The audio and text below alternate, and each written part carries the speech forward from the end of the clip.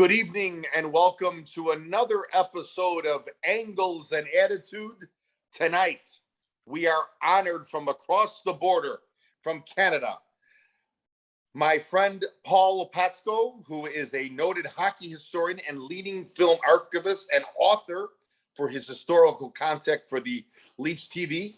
He is also the co-author of the Toronto Maple Leafs Diary of a Dynasty, St. Michael's College, 100 Years of Pucks and Prayers.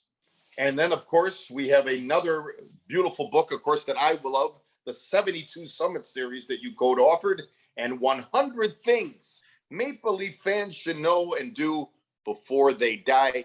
Paul, an honor to have you on. I've known you for over 22 years just by this type of communication, but I feel like I've known you my whole life. Welcome to the program. And what's going on, young man? Oh, well, thank you for having me. And thank you for saying young man, because that makes me feel better.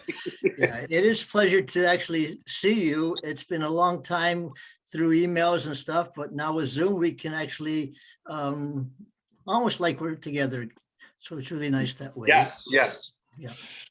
So what is the latest, Paul? What is going on? Before I ask you some questions here, what's going on right now in your world? I'm sure you're always very busy and people are always reaching out to you.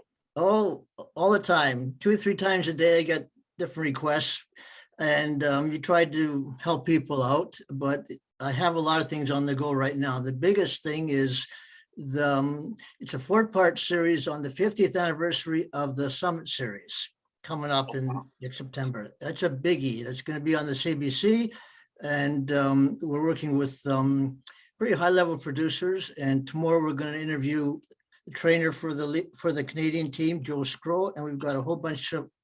We're going to do it from the Russian point of view as well, and that's going to be. You have to do something different, you know. And we're also doing a book on that, and that's going to be different. That's going to be.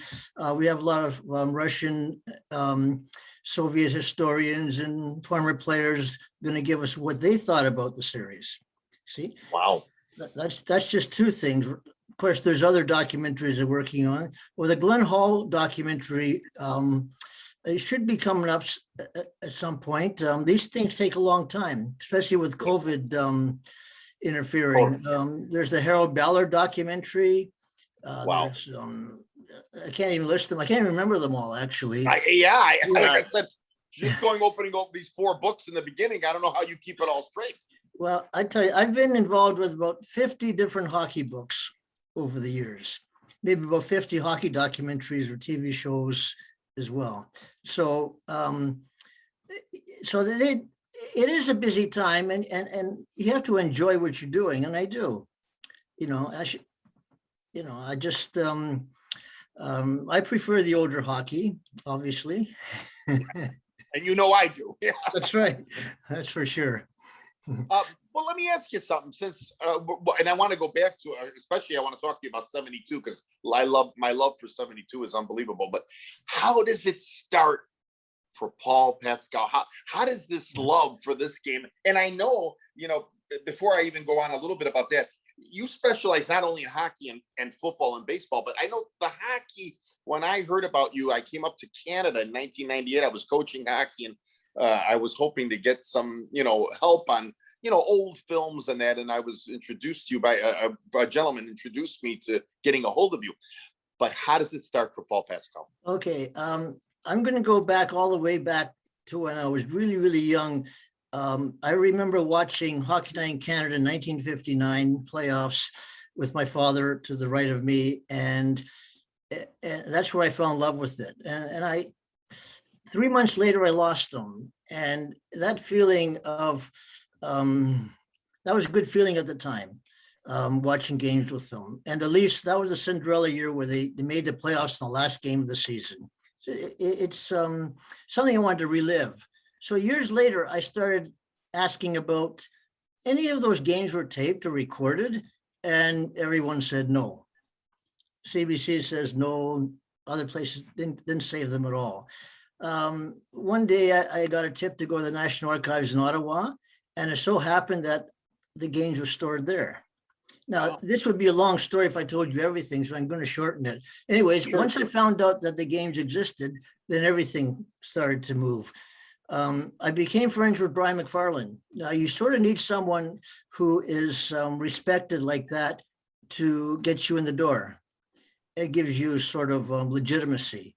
And Right. Brian, we're going back to the late 90s now, and Brian involved me in a lot of different things, our hockey research group, and volunteer with the Hall of Fame, and other people found out about me. The NHL found out, and they asked me to work on their 2000 All-Star game here in Toronto. I did. Leaf TV asked me to work for them. We did the classic games. People loved those.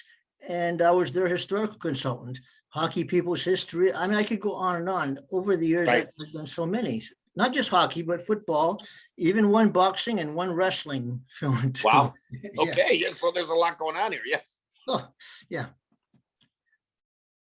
But do you remember like that first Paul thing where you had like this assignment that you wanted to go back, or you wanted to look up something? What was that very first thing that says, okay, I have a passion for this. I know I can do this. Do you remember it? Yes. I contacted Mostar at the time. They had, once I found out that the games existed, they asked me, okay, they'll give you one game. And I picked a certain one that I remember watching with my dad. You see, that started it. But once you get a taste of that, you sort of want to get more. And it's sort of, I probably have every Leaf game, televised game, and game films of the 60s, almost every one, and a lot in the Wow. 50s. 70s is tough because they erased them. The reason the 50s, 60s games were preserved is because they run 16mm kinescope, and you can't tape over them. But in the 70s, using these 2-inch quad tapes, yeah, they're smaller and handier, but you could tape over them, and that's what the networks did, which is unfortunate. And then from the 80s on, they realized they needed to keep them, and they saved them. So, Paul, in the 70s, they would probably, like you said, the taping over them. This was a way to, was it a way, correct me if I'm wrong, was it a way to save money, time, consumption? What was it, instead of having these reel-to-reel things lined up in a library? Yeah, well, back then, no one thought about classic game shows or watching old games. They never thought of it. And you've got all these hundreds of tapes in a room, and you need to make some space, or you don't want to buy any more tapes, you want to record over them. And they weren't thinking. But it wasn't just the CBC that did that. We're talking about almost every, even in the States, where all those NFL televised games from the 60s, and same with Boston. Now, a lot of them got sent overseas to the servicemen, but it's pretty hard to track those down now. And, for sure. Yeah. You know, I know like certain games. So you have, I mean, most of the games from the 60s. And of course, in the 60s, I think color came out in 66. Most of the games are in black and white, correct? Yes, because kinescopes were saved black and white. They put the camera against the TV screen, and they preserved them that way. Color came in the 66, 67 season. Of course, it came in early in the States, the playoffs in 66 with Detroit and Montreal. And, but none of those were saved. Like, I have color TV broadcasts in color, but not complete games. See, what they did is they take those tapes that were color and were televised, and they just take out the goals and highlights. And those exist. Right, yeah. Right. We have a station here in Chicago, Paul, which I know you heard. The Blackhawks were originally on with Lloyd Pettit, which was WGN. And yes, you taught me about how clips were saved. Like I think we found clips with your help of when the Hawks in the late 60s, early 70s were doing their playoff runs. And there were always chips and goals. And I remember calling you and saying, well, Paul, why can't I have game 7 of the 71 finals, which was on CBS and in Canada? But of course, this game, as you've told me, is nowhere to be found. Yeah, well, too bad we only have like 45 to an hour to talk about this, because you're right. Yeah, those games, especially the '70s ones, they seem to be more popular than other eras. Okay, nostalgia, or the people of this age now remember watching the '70s, and those games just don't exist now. Highlights exist, outtakes exist, a lot of color outtakes, thousands of hours of color outtakes, mostly silent, of NHL action from ice level. They exist, and they are tremendous. But people like the televised games or the play-by-play, and occasionally something comes up that you know that you never stop looking, but sometimes something interesting comes up, and you try to obtain it. And but for the most part, from '71 to I guess '76, complete games, just very few. Very few. Yeah. Paul, how hard is to even, let's talk about the '60s. How hard was it? How hard is it? I guess is the question, to find this stuff. I mean, during your career, did it took you a lot to, like, where did you, where did you find the knowledge to go look for all these different things? Because you've amazed me with some of the stuff that pops up weekly. Yeah. Well, one thing leads to another. Like I said, Brian McFarland had his own collection of stuff from when he was in Hockey Night Canada. I actually got to see Mostar was they owned all the rights, not CBC, not NHL. I'm going back late '90s. And when they found out about me, they asked me to work for them. Well, working for them, I can get anything I want. The reason you build up your library. Same thing with CBC, same thing with all these places I work for. And you gather them up, and you can order from the archives. It's costly, but you also need permission. But there's other sources as well. And I can't tell you how many I've got. There's thousands. Oh, it's got to be countless. Yeah. Did you have to research, like, say, in the sense of, like, say, maybe a Leafs Oakland Seals game?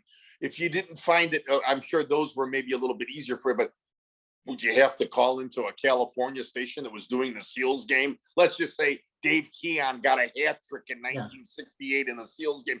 Were you able to find stuff through, those teams? It's a good question, John, because others have also done what I've done, but not to maybe the same extent. And there's the funk teams like California Seals and Kansas City Scout. People seem to like that, so they'll search it out. So a friend of mine did a documentary on the California Seals, and he's out in that area, so it's easy for him to go to the TV stations there, and he found some stuff.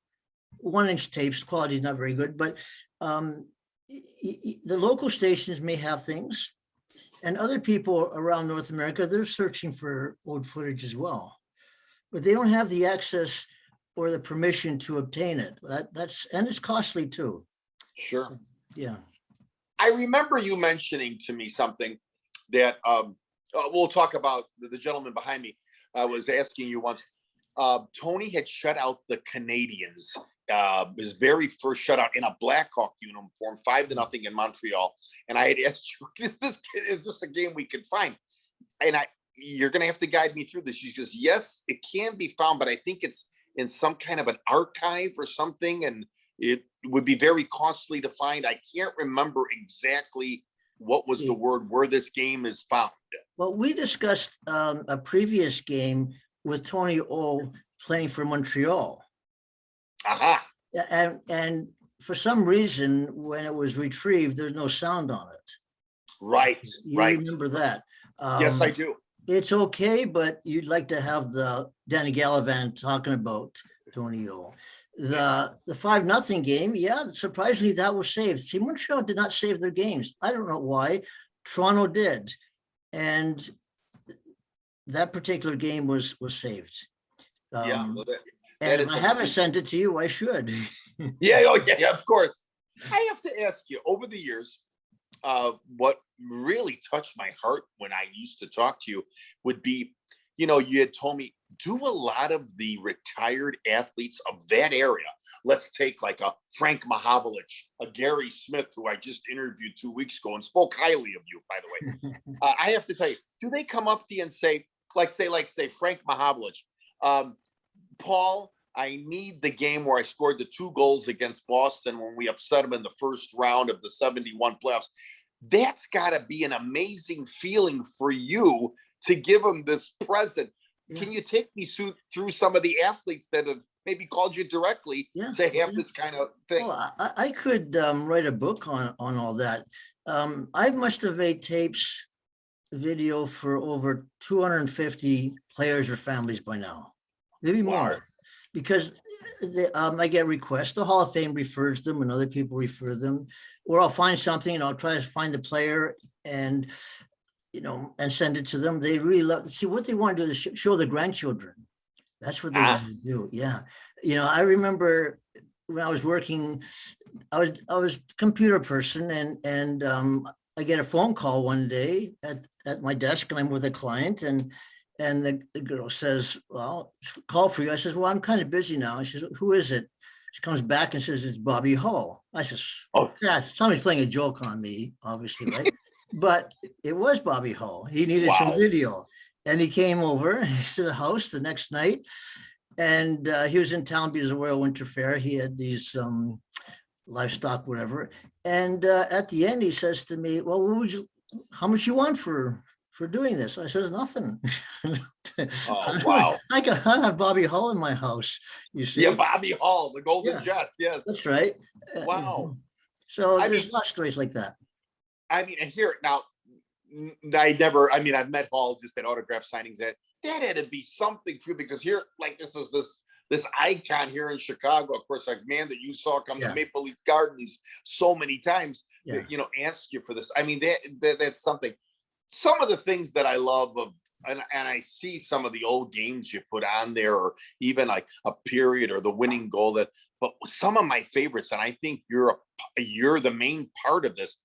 I cannot believe, Paul, the interviews you found with Ward Cornell, with the Sawchuck or with Gordie Howe or with some of the Leafs, George Armstrong. I'm like, wow, that was from 1964. And those Cornell interviews are priceless. I mean, so you're saying those were saved? Yeah. Okay. Let me explain what I really want to retrieve are the intermissions, because I'm not ordering games anymore. I'm ordering intermissions. Now I can explain how they got separated years ago, but the intermissions have features, highlights, interviews, things you can't know unless you watch them, and they only watched once in the 60s. So I've been getting as many intermissions. Now I've also got a ton of games from the 80s, and so I had a friend of mine go through them and just extract the intermissions. And they've been tremendous because someone will have their first NHL goal and it's in one of the games, or being interviewed for the first time. And unless you actually go through the game to find out, you don't know it's there. So that's really, it's maybe more busy, obviously, but it's nice to know that these things exist. Wow. I mean, speaking of Toronto, we're speaking tonight. You know what's so ironic today, Paul, is that your Toronto Maple Leafs are about to start in 15 minutes here in Chicago against my Chicago Blackhawks. Yeah, well, they're on right now. There's no score, but you see, with PVRs, you don't have to worry about anything. In fact, we'll go back and watch it. But it's I thought that was so interesting. Oh yeah, since you're a Chicago fan and I'm a Leaf. Yeah. So that was kind of a lot of controversy today too. Oh boy, we won't go there. Yeah, we have a lot of things brewing here in Chicago that hopefully can be corrected. And I'll find out more about it because being close to the players and we have this show, our own show, Hockey Time Machine, where we discuss things like that. We bring on players and things and but you don't like to hear about stuff like that, obviously. No, that's it's so hard to believe that this has happened. But and again, Paul, I appreciate all the invites for Hockey Time Machine. I have to get on there when I want to go to 1967 because in conversations with you, as much as you don't say too much about it, it's the last year of the Leafs winning the Stanley Cup. Yeah. And I was pulling for them last year. I was so upset when Montreal beat them in the first round. But me too. What you must have a ton of things of 67. Is it a special year for you? Yeah, it is. Obviously, it's the last one. Everything changed after that. Expansion and the Leafs punch him like let success go to his head, and they lost players, and he made other players miserable, and they've never recovered really from that. It was innocence. There's a great little film that a friend of mine who was actually at the game, he had a color camera and he was filming it, and it's on YouTube now, and playing it to music and seeing these guys, how young they are, Mahovlich and Stamkowski and all these guys. Mike It Walton. sort of, yeah, that's right. It sort of makes you teary-eyed a bit, you see, because it's so close, and you see them there in color, and they're going to win, you see. Right. Because it's a long time ago, right? Sure. You already know the result. So it's easier to watch. But yeah, 67 special. We've done a lot of, we did a show on the 67. We got some players back. We've done a lot of things on the anniversaries of the 67. And people say, well, why do you keep doing that? Well, to us, it's important. It brings us back good memories. And the players love to talk about it too. Yeah. Do you remember that whole series? Do you remember watching or being at a game? Well, going to a game was impossible then when you're young and going to school, and you can't get tickets. And then when you look at the price of tickets, and they're only like $1 or $2, and you couldn't even afford that. Well, you couldn't even get tickets anyways. But I have most of the games from the semis and the finals on tape. Okay, and I've also written about it continuously and talked about it, and because I experienced it. Just like I experienced the 72 series, it helps to actually be there with the emotion of the time. Yeah, it's amazing, that 67 series, and I know I brought it up to you so many times, because this Toronto team, correct me again if I'm wrong, because you're my Toronto guy, they were old. They were not supposed to get past the Chicago Blackhawks. And of course, true. Yeah, and then here now they go in the first round of the Canadiens, and I even read an episode. I think it was in maybe a gentleman that who wrote the book about Terry Sawchuk, David Dupuis. That's right, good guy. The tragedy and triumphs of Terry Sawchuk. That the Canadiens were basically almost like laughing that were going to face the old Bauer and the old Sawchuk, and these guys came out of nowhere, and of course, especially Terry coming out of nowhere in those two series. Take us back. I mean. What do you remember? Okay, you learn more later on, obviously. Yvonne Cornway on our show said that they didn't respect the Leafs as opponents. But during the season, only 2 points separated them during the season in the standings. It wasn't that one-sided like people think. Now, Montreal had younger players and faster players. And the Leaf players, they knew this was their last time they would be together. And yeah, they had great goaltending, Sawchuk and Bauer. And also Imlach at the start of the series, he says, well, Vachon's a junior B goalie and we're going to beat him. And that according to Montreal fans, they say, well, that caused problems in Montreal because you need confidence to win. Sure. Yeah. Without question. It's still, I mean, and I'm sure you're always asked for tons of stuff on that series, games, playoffs, everything, even from some of the gentlemen that are still living. I mean, living from that era. Yeah, sure. Yeah. I'm going to switch gears here a little bit. I'll ask you a question first, but then I want to kind of switch gears because I do want to talk about, some of these great books, like I said, as I opened up tonight, the Diary of a Dynasty, the Toronto Maple Leafs, the St. Michael's College, 100 years of pucks and prayers, and of course the 72. What do you think you like doing better? Maybe this is an open question, the archiving, or you've been tremendous as an author here of these books. You just keep it going. Tell us more about the author of all the books. I like researching. Now I write, obviously, and I've written a lot, but writing to me is hard work. Not that I don't want to do hard work, but writing is hard work. I like to research it. Now, the video stuff, that's more fun, because you get to find new video and you can explain to the producers what's important about it. See, some people will look at a film or a book and a picture and they'll just look at it. But I can tell you if there's anything significant. And that's important. Like working for the NHL did the 100th anniversary series a few years ago, and I worked on 3 of their projects.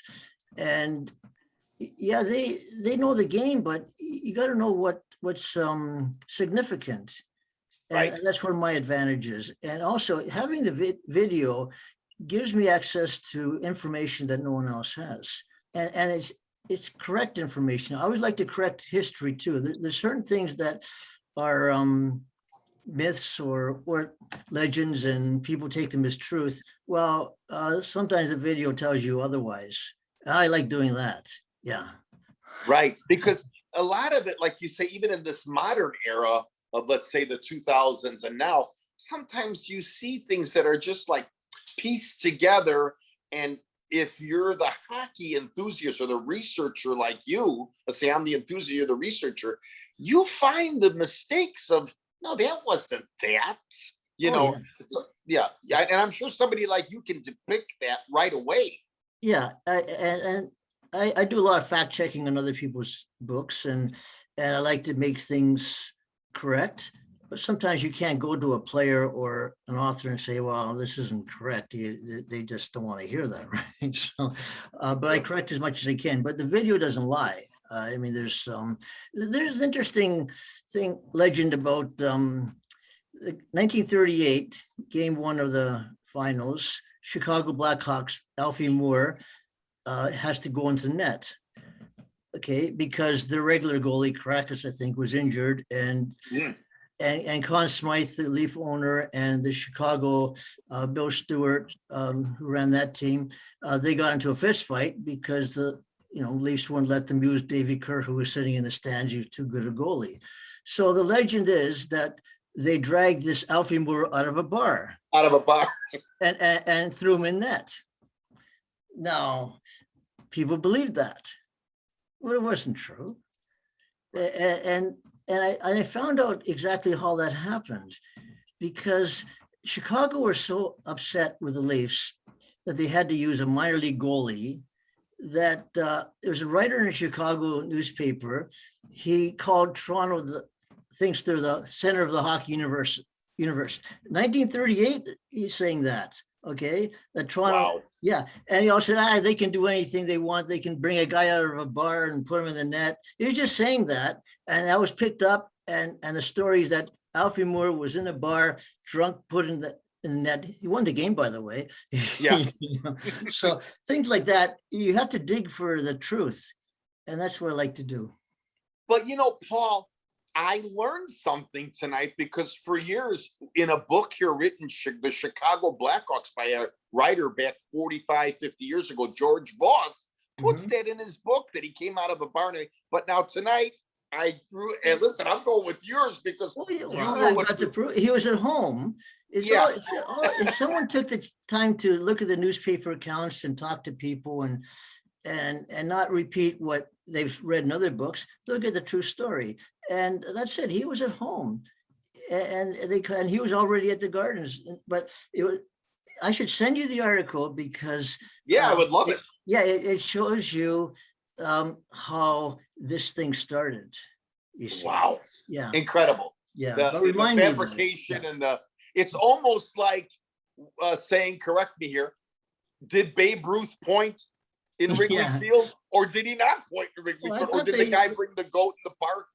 We have all these things coming on in Chicago. Yeah. Yeah. Well, I thought they had video of Babe Ruth pointing. Yeah, I know. The only video I saw, I think, was John Goodman's video. Oh no! Okay, well, there is another one. Home movies are good to have because the person's there and. Like that person who was filming Babe Ruth, he had a camera with him, and now how many years later somebody finds it? It's I think that's amazing. Before you came on a couple nights ago, I was doing a little bit of research on you, of course, and do you pretty much get really noticed and I think I always pronounce this gentleman's name wrong. The famous goal in Toronto by Barilko. Yeah. Yeah. You did some research work on that. We've done a lot of work on that. Yeah, the gentleman that something about another story, like a Al Femore story, where the referee never picked up the puck after the game, and somebody came out of the stands. Well, let me try to tell you quickly about that. The Hall of Fame, Hockey Hall of Fame, has been displaying that puck, the winning goal puck, for many years. And there's a story behind it where they said, well, the referee took it and he took the puck and threw it over the glass to a kid, and then it ended up in the Hall of Fame. I'm making a short story out of that. Okay, so a few years ago, 51, maybe 50 years ago, this happened. Someone comes up and he says, well, my family's got the puck. So who are you going to believe? The Hockey Hall of Fame or somebody you don't know that just came out and says, no, I've got it? You believe the Hockey Hall of Fame. But this other person with the puck, he claimed that his dad was at the game. He went on the ice and he went to pick the puck up. So is there video of that? Well, it so happens there was. I looked at the game film of the 51 Stanley Cup game, and Shanny McKenzie, who worked for the Leafs, and he filmed them. He kept it running throughout the whole stuff. And you see this figure going the other direction towards the net. So there's something to that. And then you look at the puck and you look at the different stories that the referee went right off the ice. He never went to the net to pick up the puck. The puck's still there. Sure. This fella picks it up. So the Hall of Fame, they can't really say they don't have the wrong puck. They know, but it's pretty embarrassing to say, well, we've had a fake. So you disprove their story and you prove the new story. And I found that fascinating. And there's also a third puck that was actually thrown on the ice after the celebration. So who knows? But again, it took somebody like you to dig and find that information, which I found that, in all the years I've known you, I found that fascinating to read this the other night. I was like, wow, look what Paul was able to find. Well, no one else has that footage. Yeah. Sure. Yeah, I'm the only one that has that. And that's another story how that 51 game was found. But hey, go ahead. You must have other questions. Oh, yeah, no. Going back to the books, I know there's so many that you co-authored, I'd like to talk a little bit about 72. I mean, Paul, and before we talk about 72, I just want you to know I'm going to have you hours. I'm just in love with this conversation tonight, and I know the fans here in Chicago and people all over are going to see this, are going to love this. What's your greatest memories of 72? And, a series that we thought we were going to probably win 7-1. Yeah. And then that night in Montreal, yeah, they come out and blast Dryden and the Canadians 7-3. What your thoughts? Talking to the players and others now, almost 50 years later, you're getting a different story. You're getting their feelings and emotions. The Russians were terrified. They were nervous. They couldn't sleep the night before. And I could go on and on, but it'll be in the book and the documentary. You have a different view of things by talking to the opponent. We always look at our own point of view, but back then the Canadians were getting beat by the Russians and all the European teams. And we felt we were getting the short end of the stick by the refereeing and all that. And we sent decent teams. They weren't the NHL, but they were decent teams. And in fact, 1964, they even changed the rules during the last game so that Canada would not get the bronze medal. They went to the stadium to get their medals, and they told, no, we changed the rules. You can't have them. So we did a show on that too. And the players from that 64 team, they still want that wrong righted. So 72, so it comes along 72, and we think, well, now's our chance to show them. Now we're talking the Cold War here. You dislike the Russians for what they're doing. And so you don't like them as a country. And now we're going to show them that hockey is our game and we have our best. Wow. Sure. Game one. I remember watching it. I was they're up 2-0 in first period. And I said, "Oh, good, it's going to happen. They're going to beat them 8 straight." Well, that didn't happen. There's so much to talk about that series and things I'm finding out now. Like we're talking to a writer, Gerald Eskenazi in New York. He actually covered the games for US TV, games 1 and 2. And he told us stories on the train back, what was going on to Toronto after the first game. So we're learning things that we didn't know that happened. So we have to make it different. A lot of things have been done on 72, so we have to make things different. And so in game 2, they've been Toronto, and they have they start roughing up the Russians as well. And one of the people that we talked to is Steve Dowling, who was the referee in that game. So we get more information. Now, referees have a different perspective, obviously. Sure. So we keep talking to them. Game 3 in Winnipeg, that was disappointment. They were leading, and we thought, well, we found our legs now in game 2. We beat them. We're going to beat them from now on. Well, that didn't happen. And game 4 was a disaster. Where the fans booed the Canadian team, and then people lost interest and hope. So they're going right. They can't win games there. They can't win them here. They're not going to win 3 games there. And that was up in Vancouver, that last game, right? That's right. Yeah. And that's when Esposito went on TV after the game, and he came from his heart. He said, we're trying, and all that sort of thing. And so they go to Sweden, and they play the Swedish team, and they win 1 and tie 1, and they get into a lot of trouble. And the referees there are the same 2 that caused them trouble in Russia. And that's an interesting story, how we found that one game. So they become a team there. They go to Russia. For game 5, they're leading by 3 or 4 goals, something in the third period, and they lose. Now they have to win all 3 games, final games in Russia. Well, no one, I didn't think it's going to happen, but it did happen.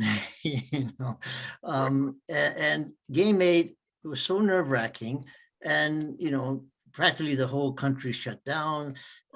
Kids were watching it in their gymnasiums in school, and Henderson scores.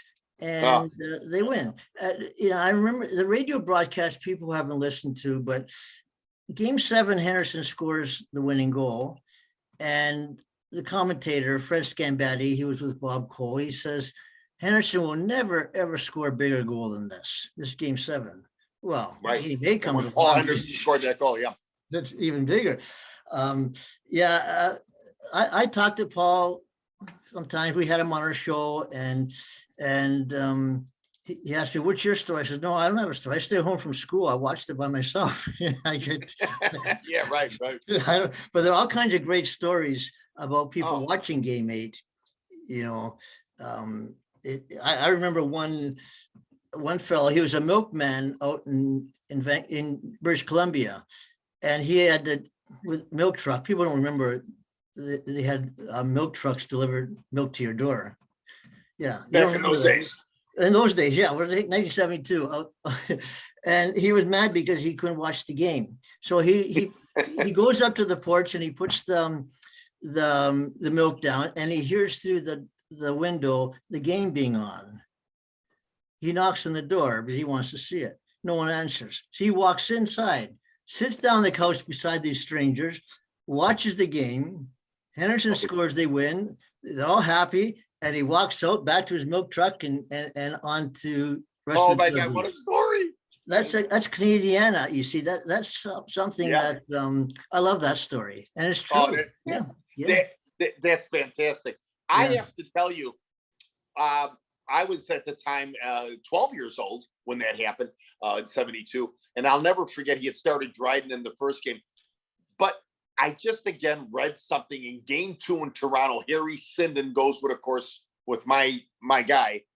And that first period, Paul, and as somebody like you would pick it up, if you look back at that first period, and that game 2 was in Toronto, Esposito put on a performance. They say that was probably the most critical game of the series, because if they lose that game in Canada, now we're down 2 games done. This series would have been long over before. He put on a fantastic show. No score in the first period. And if Esposito didn't stone them, it would have been disastrous. The rest Yes. was that good. The best goal was Peter Mahalovich's goal, Oh, the what a goal. shorthanded one. And that I still get chills watching that. And That's he great. said he never saw that on film until 10 years later, and that he'll never score a better goal than that. Oh my God, no way. In the practices that they had he had practiced that play. Wow. Yeah, because I don't know, it sure came in handy. Yeah, there was some. Paul, question for you about the series. As you know, we were the NHL was decimated that year by the WHA. Did in fact, of course, Bobby Orr had knee surgery. Bobby Hall had defected to the Winnipeg Jets of the WHA. Guys like Johnny McKenzie. I even heard that instead of Johnston, who was the third goalie on that team, it should have been Jerry Cheevers. Yeah. Did the NHL mandate that, okay, if you have jumped to the WHA, you're not playing in this Super Series? Was that true? Exactly what happened. Exactly. And Eagleson was running things, and he was supposed to represent all players, but that's another story. Clarence Campbell even said, well, if you're in the other league, you don't get to play. Now, Bobby, it would have been interesting seeing Bobby Hall play. Oh, in that series. It was more or less still in his prime then. Bobby Orr, he was skating with the team. He was with the team from the beginning to the end, but he just couldn't play. And he would have made a difference. But Dave Keon wasn't chosen, and that was something because because Alan Eagleson had his clients, and Dave Keon apparently was one of the ones that didn't want to join the Player Association when it started because he didn't really trust Eagleson. Well, Eagleson would probably remember that, so he's not going to be on the team. And a lot of politics involved. And at the time, no one knew what Eagleson was really up to. They certainly found out later. Of course, yeah. The interesting now is that how do you get him involved in the documentary series? You pretty well have to talk to him because he was there. He was the guy. Yeah. But I mean, talk about scandal of scandals. And I know that's not something we want to talk about, but that was a shame because I really do believe that team probably could have been stronger. Well, sure.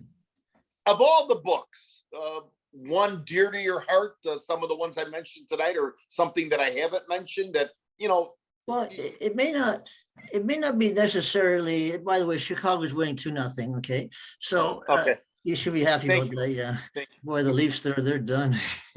Anyways, wrong place for sympathy, Paul. With Chicago, we're 0-6 right now. That's I know. You're getting your first win tonight, probably. What was I saying? I forgot what I was saying. No, but I asked you about the books. Is there one that's dear to your heart that you love? Sometimes it's not something that I've written by myself, or it's something that I've been a part of that I'm proud of. And that's a number of things. I work with some pretty famous authors, and and my contribution was a lot in them, and those became bestsellers. For video, the Red Army documentary that got all kinds of awards.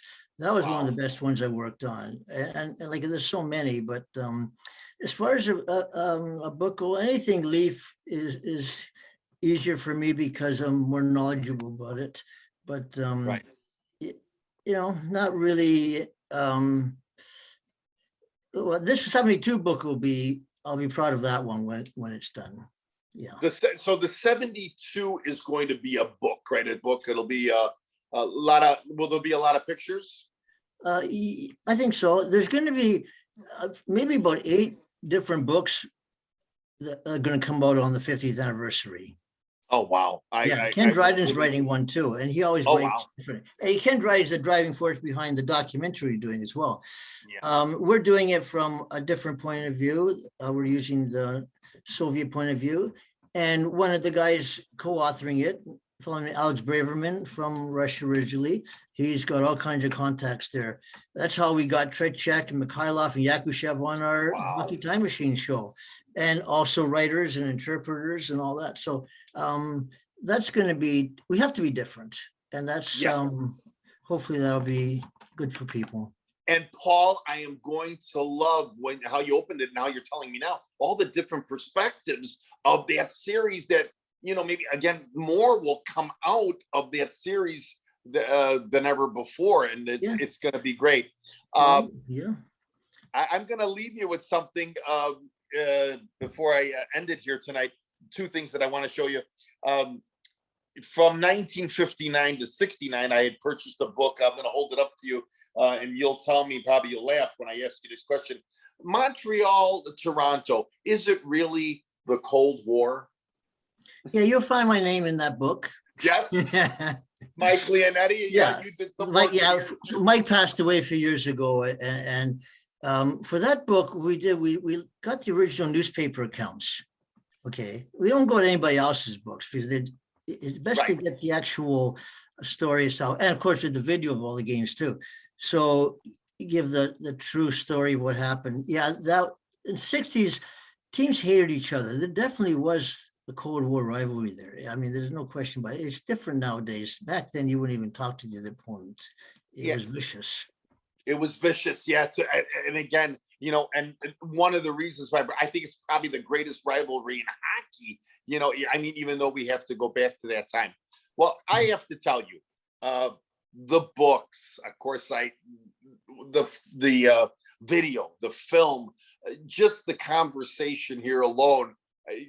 I hope you can come back, because this tonight for me, even though I've talked to you many times, email, this is, like I said, you're a world wealth of information. I have to tell you, what makes me feel so good about knowing you is the people that I run into and say, oh yeah, I know about Gary Unger, Gary Smith. We've interviewed some people, and your name constantly comes up.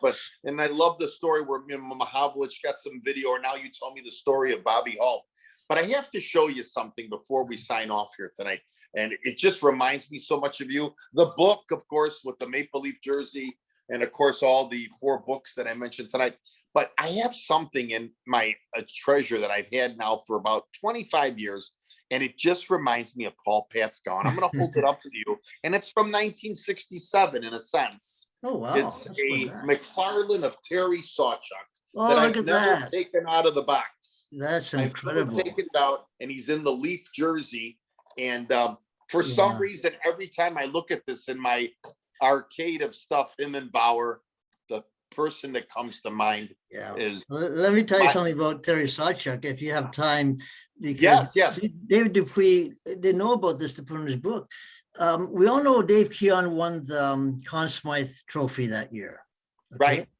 There was another trophy handed out as most valuable player as well, called the Air Canada Trophy. And we got a picture of Terry receiving it and all that. And no one knows about that. It's incredible that this trophy was awarded that one year. Terry, it was reported in the newspapers and all that. And they said, well, he never got the credit he deserved. Well, he did get, and the players, I think, voted on that trophy that he won it.